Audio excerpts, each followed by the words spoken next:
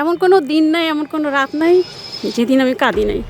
সময়টা যে এখনও ঠিক আছে তা না, এখনও অনেক আপন মানুষ আছে যাদের সাথে আমার কথা হয় না। শুধু একটাই সমস্যা, টাকা। আমার সবসময় মাথায় থাকতো যে কি আমি কিছু করব। আর আমি কখনোই বসে থাকি নাই। আপনার সেলাই মেশিনে কাজ করা, টিউশনি করা, আমি কখনোই বসে থাকতাম না। আর আমার ভালো লাগে না বসে থাকতে। আর বাচ্চা ছোট থাকার কারণে সংসার দেখা, হাজব্যান্ডকে দেখা, তাদেরকে স্কুলে নেওয়া, তাদেরকে প্রাইভেটটা আমি নিজে পড়াতাম। তো আমার মেয়ে আপনার এখন মেডিকেলে পড়তেছে, একটা প্রাইভেট মেডিকেলে পড়তেছে, এবং আমার মেয়ে নিজেও ফ্রিল্যান্সিং করে। তখন আমাকে প্রায় শুনতে হতো আপনার যে কি সংসারে আমার কন্ট্রিবিউশন কি একটা হাউস ওয়াইফকে এখন তুলনা করা হয় আপনার মেড সার্ভেন্টের মতো। নিজের পরিচয় নিজে তৈরি করে, আমি যদি নিজে স্বাবলম্বী না হই, সংসারের পিছনে যদি আমি একটা টাকা খরচ না করতে পারি, আমার কোনো মূল্য নাই।